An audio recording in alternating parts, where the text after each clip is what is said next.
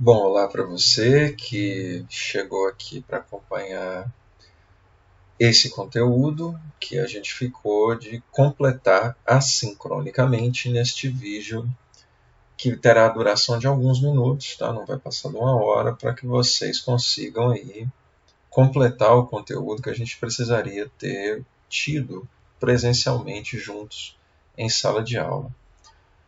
Em sala, a gente avançou nesse assunto sobre assessoria de imprensa, falando dos produtos que uma assessoria costuma gerar. Né? Dentre eles, apareceram aqui aqueles que a gente chama de produtos para envio. A gente criou esse agrupamento para colocar release, press kit, newsletters e boletins informativos, como aqueles que, em condições ideais, vão ser enviados mediante um contato prévio com a pessoa que vai receber, até para evitar spam, a gente entrar nas listas negras dos servidores de e-mail e assim a gente tem um alcance bem menor do que aquele projetado, certo? Os produtos em azul são aqueles que a gente chama de administrativos. Aqui essa lista não é exaustiva, tá? Não, a gente não pode dizer que clipping e mailing são todos os produtos que a gente chamaria de administrativos, né? São exemplos disso. São aqueles que a gente usa para fazer gestão, avaliação, para ver como é que as ações que foram implementadas estão gerando resultados que a gente pode replicar, no caso deles serem positivos, ou reavaliar e pensar novas medidas, no caso deles serem negativos. E por último, o que a gente chama de produtos internos, aqueles para circulação dentro da própria organização, certo? O exemplo ilustrativo aqui é o do house order, né? Que é aquele veículo produzido para ser circulado dentro da própria organização e, eventualmente, também consumido por um público que frequenta esse mesmo espaço ou que tem acesso a essa publicação por meio da disponibilização na internet, alguma coisa nesse sentido, certo? O release a gente falou na aula passada, então estou reforçando, tá, coisas que a gente já viu. É um texto que procura instruir a imprensa, ele é majoritariamente pensado para a imprensa, sobre algum assunto importante sobre o qual a gente vai notificar os jornais, enquanto organização, enquanto assessorado. Então, em geral, a gente não utiliza o release para uma coisa que seria uma nota ou que seria um post marginal nas redes sociais ou um story que vai desaparecer em 24 horas. Né? O release ele é necessariamente o registro de algo que a gente quer que ganhe corpo nos jornais e na imprensa como um todo. Ele foi criado, concebido justamente para mobilizar a atenção dos jornais. Embora hoje, em tempos de internet, seja cada vez mais comum que esse mesmo texto do release seja publicado ou no site das instituições ou enviado diretamente aos públicos, os stakeholders que a empresa quer mobilizar, ou então simplesmente arquivado no site ou em algum repositório digital que a empresa ou organização tenha, certo? Em termos de estrutura, tá? A estrutura padrão de um release.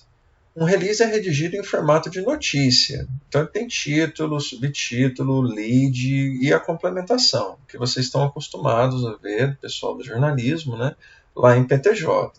É um texto conciso, necessariamente curto e objetivo. Essa última parte é que é a mais importante.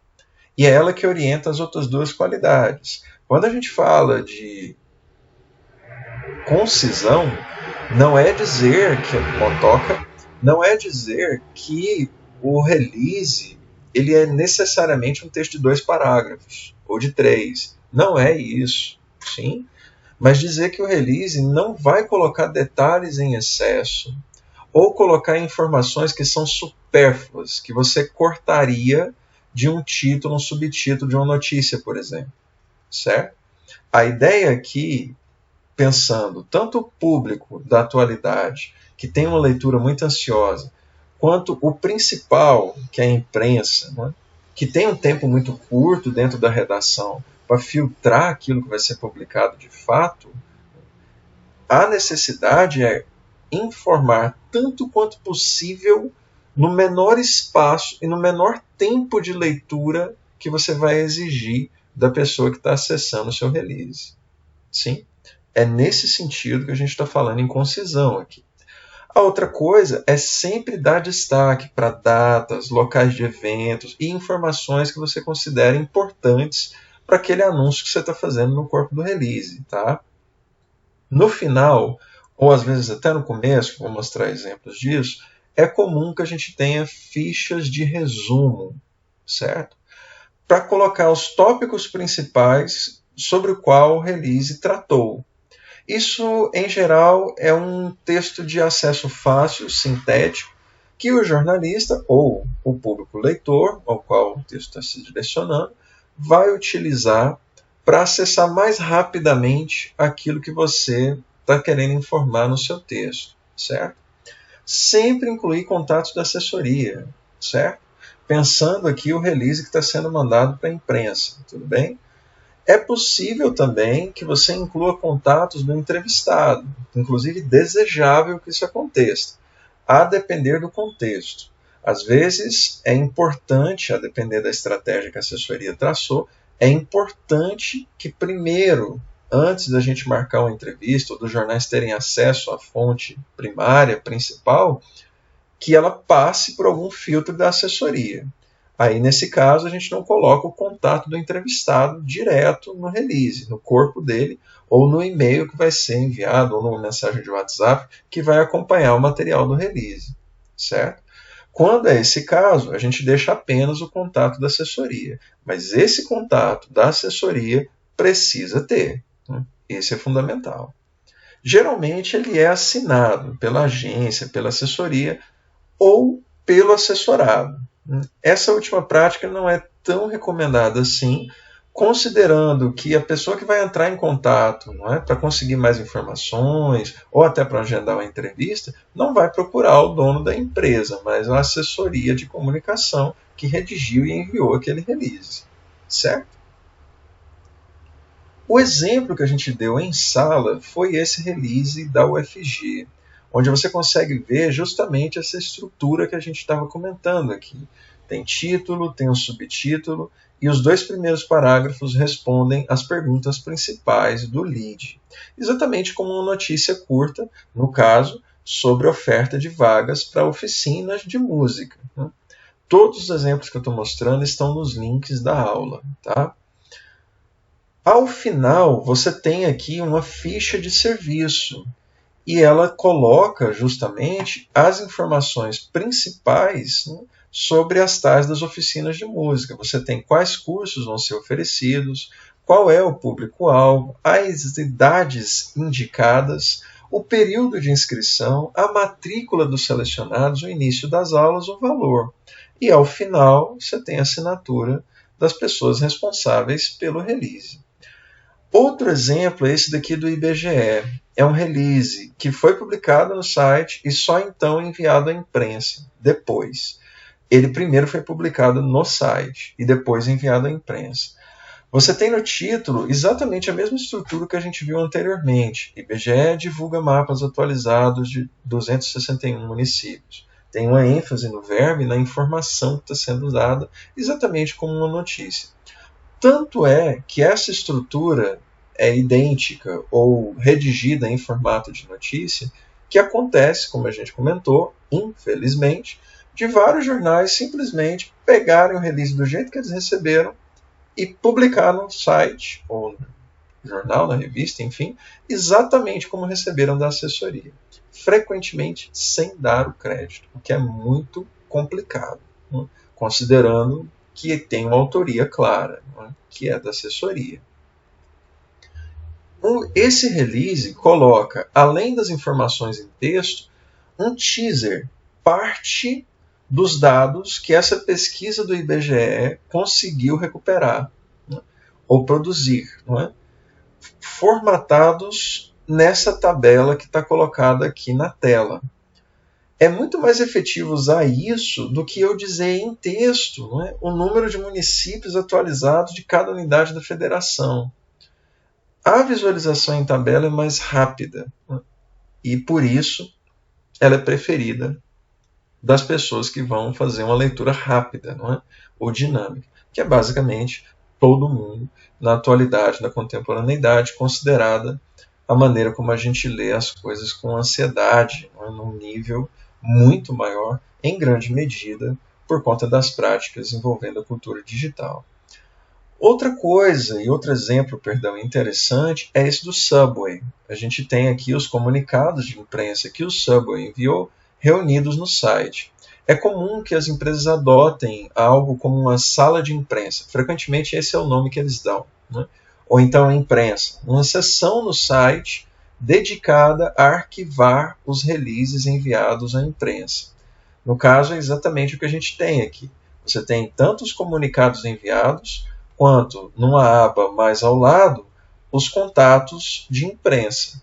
Sim, que aí seriam, né, para você entrar em contato direto com a assessoria. Outro exemplo aqui da agência Bore. Título: na Bahia, 6 entre 10 mulheres com câncer de colo de útero iniciam tratamento após período determinado por lei. A agência Bore, para quem não conhece, vamos falar dela várias vezes durante o curso da disciplina, é um caso de muito sucesso na área de assessoria de comunicação científica. Então, eles produzem muito material que é enviado para a imprensa em geral com alguma antecedência e frequentemente sob embargo, né? Ou seja, você só pode publicar numa data e num horário específico que a agência pode determinar. E o formato dele começa com o título clássico de uma notícia que a gente poderia encontrar em qualquer jornal, foto de destaque, e mais abaixo, antes do texto começar, a gente tem o que a Bore chama de highlights. Ou, se a gente quisesse usar o português, o pessoal adora o inglês na hora de assessoria, destaques. Né? E você tem a informação em forma de tópicos, 3 tópicos principais, que vão reunir, sintetizar, resumir as informações principais do texto.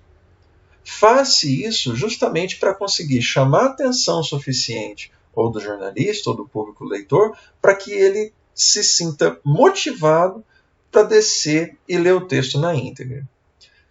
Esse é o nível de ansiedade que a gente tem na leitura hoje.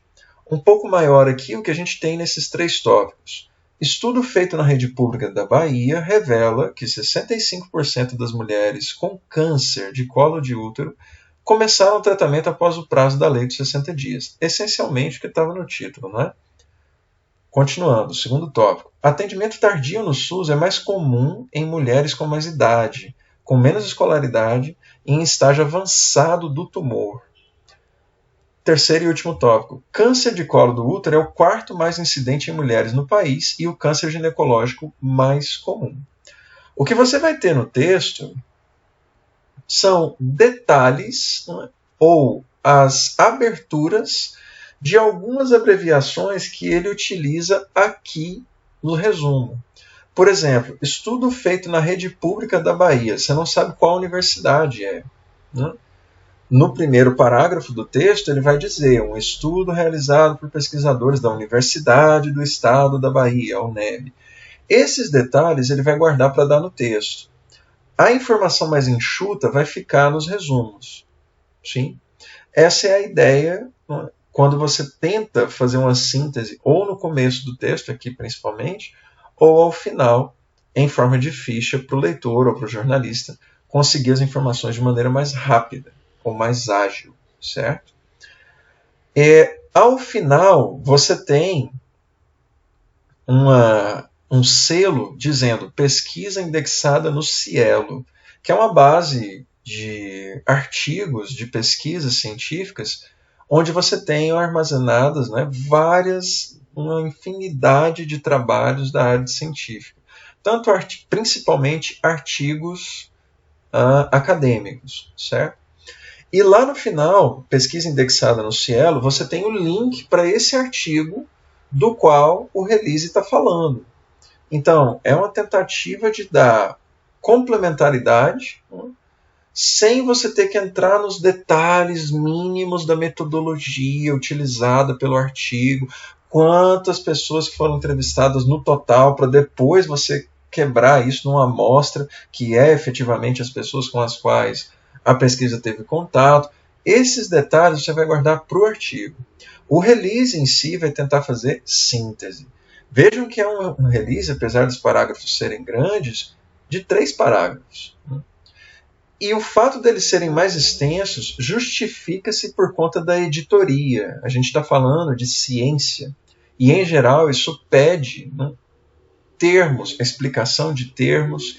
Isso pede a exacerbação dos dados, mostrar quais dados foram colhidos e colocar em questão também algumas especificidades que para a ciência são importantes. Né? Quais foram os parâmetros usados para chegar nesses resultados? Né? Quais foram as pessoas consultadas para conseguir chegar nessas conclusões? Que são coisas importantes para qualquer pesquisa científica. Ao final, eles ainda colocam os termos de uso, prevendo justamente isso que a gente disse aqui, os jornais que copiam sem dar o crédito. Não é? Olha o que eles dizem. Todos os releases sobre as pesquisas nacionais já publicados na área aberta da BORE e que, portanto, não estão sob embargo, podem ser reproduzidos na íntegra pela imprensa, desde que não sofram alterações de conteúdo que a fonte agência BORE seja mencionada. Ele ainda diz, veja como citar a BORE quando publicar esse artigo. Já tem fonte e o link certinho para esse artigo específico. Quer dizer, está facilitando o trabalho de quem quer fazer cópia, copia, mas copia também essa seção dizendo fonte e o link para o artigo original na BORE. O Press Kit é um outro produto da área de assessoria de comunicação, especificamente da imprensa, destinado à imprensa.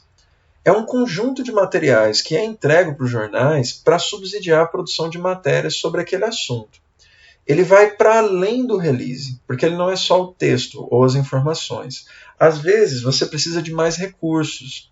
Foto, vídeo, um arquivo específico. Se a gente estiver falando de produtos culturais, sobretudo, é muito comum que você encaminhe um teaser ou o produto inteiro. Exemplo, música, jogos, filmes, séries.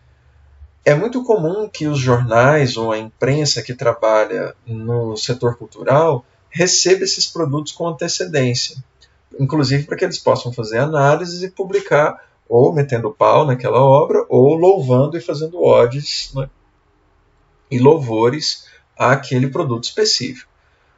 É justamente nesse momento que, além de mandar o release sobre o novo álbum do BTS, por exemplo, né, do grupo de K-pop, você não manda só o release falando, ó, tá saindo um álbum, etc. Mas você manda o álbum, né, com as músicas todas em formato digital, mais comum, não é?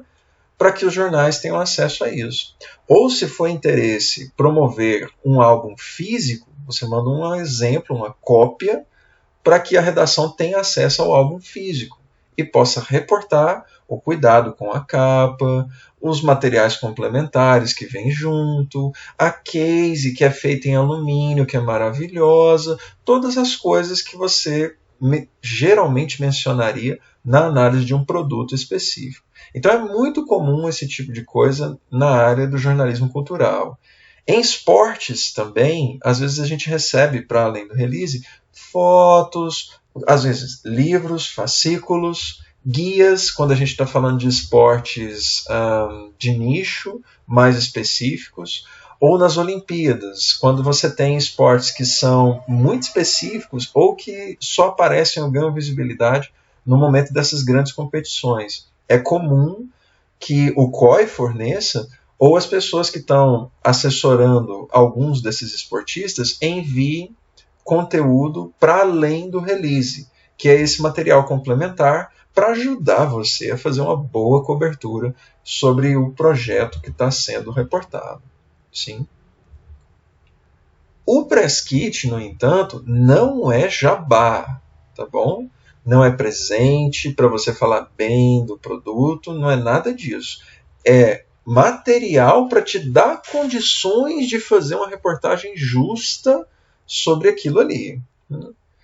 E pode ser direcionado, é comum que ele seja direcionado a um repórter de uma editoria específica. Isso acontecia principalmente há alguns anos atrás, quando a gente tinha grandes bastiões do jornalismo, né?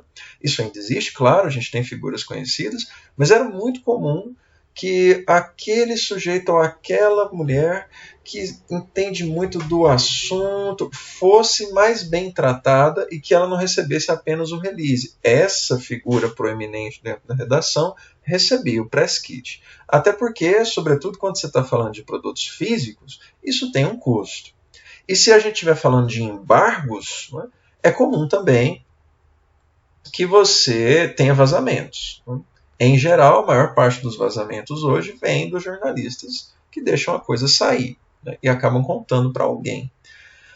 Em tela, a gente tem um exemplo de um press kit do IBRAP, né, que é um instituto que vai colocar não só as pesquisas que ele manda em formato de release, mas um press kit detalhando maneiras como ela foi colhida, o portfólio de produção do instituto, uma sacolinha bonitinha que vai colocar todos esses itens dentro, e outros materiais. No caso, você tinha aqui, né, até CD-ROM, uma coisa anacrônica, né, que nem existe mais. No meio cultural, como eu disse, é muito comum que a gente tenha isso. Em tela, tem uma fotografia de um press kit da banda Muse, né, que é acompanhada do novo álbum que estava sendo lançado naquele momento, uma foto autografada da banda, que era justamente a capa do álbum que seria lançado naquele momento, e tem ali um contrato com a logomarca da Warner Bros. Dizendo que falar sobre o disco novo está embargado. O que isso quer dizer? Você não pode publicar uma matéria sobre isso, nem um tweet, nem um comentário nas suas redes sociais, nada sobre o assunto, até a data e o horário determinado pela assessoria. Sim? Esse embargo geralmente é decidido pensando qual o melhor momento para falar sobre isso. Ou como eu consigo organizar a agenda de shows ou tour, já que a gente está falando de uma banda, com a apresentação desse conteúdo vindo a público. Em geral, o embargo é decidido dessa forma. Os jornais que respeitam e os profissionais que respeitam sempre vão ser procurados novamente. Aqueles que não respeitam vão cair em descrédito e eles vão deixar de receber esse tipo de material. No entanto, a internet chega para mudar muita coisa e ela empurra também essa prática de mandar as coisas físicas, não é? Mas para um grupo menor, não é, de práticas que a gente vê hoje. Hoje é bastante comum que você disponibilize press kits em uma página na internet. Quando é o caso de você ter algum tipo de parte específica do produto feita para anunciantes, por exemplo. Aí você tem o que a gente chama de press kits também. É o exemplo que está em tela aqui do Airbnb. Na sala de imprensa do Airbnb, no site deles, na Newsroom, Press Room, quando você entra lá, tem uma parte do site chamada Recursos de Mídia. É o que a gente também chamaria de press kit. Lá você tem, além dos comunicados de imprensa que a Airbnb já enviou para os jornais, tem as logos utilizadas pelo site, fotos utilizadas pelo Airbnb nos releases que eles mandaram para a imprensa, vídeos, gráficos, dados, guias, relatórios e uma infinidade de outros materiais que você, enquanto jornalista dentro da redação, pode utilizar para produzir matérias, evidentemente dando crédito, para produzir matérias sobre as ações, os produtos, os serviços do Airbnb. Certo?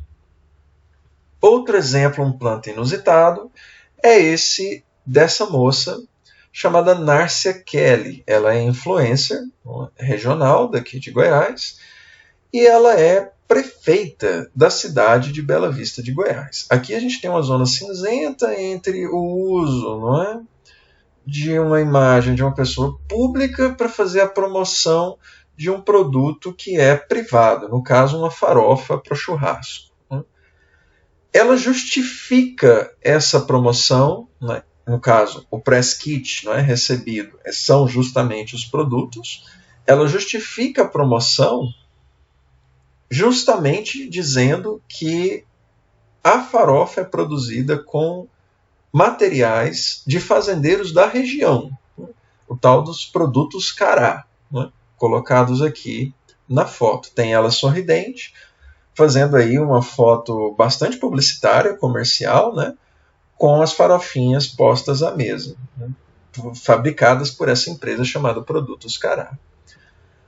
Outro exemplo interessante é esse daqui da agência Bore. Não é? A gente falou, eles mandam releases continuamente para a imprensa, e no momento da pandemia, eles elaboraram vários materiais complementares que também eram enviados para as redações juntos com os releases sobre as pesquisas, sobre vacinas, sobre imunizantes, sobre virologia, sobre infectologistas, né, que produziram. E aí você tem, como exemplo, esse manual, né, feito para a imprensa sobre como noticiar ou produzir notícias relacionadas a vacinas, produzidas entre a Bore e o Instituto Sabin de vacinação. Outra coisa interessante, e que aqui esse exemplo vem de um jornal, é o Estadão, que montou uma agência de comunicação dentro da redação. O que eles fazem? Atendem gente de fora para montar, por exemplo, eventos para as pessoas que procuram essa agência. Antes chamava-se Media Lab Estadão, hoje chama-se Estadão Blue Studio, onde eles vão montar eventos, em geral digitais, porque são mais baratos, não é? Onde tudo é organizado por essa equipe específica do Estadão. Né? A live, a transmissão, legendas às vezes, participações internacionais, tradutores, logomarcas, transições, grafismos, identidade visual, tudo por um custo módico e feito por pessoas que entendem como funciona a comunicação. Afinal, você está falando da redação de um dos maiores jornais do país. E aqui, essa coisa que não apareceu fora de época, desculpem, né? Fiz aí a revisão, mas aparentemente isso passou. Ficamos por aqui então, retomamos no outro vídeo o mesmo assunto.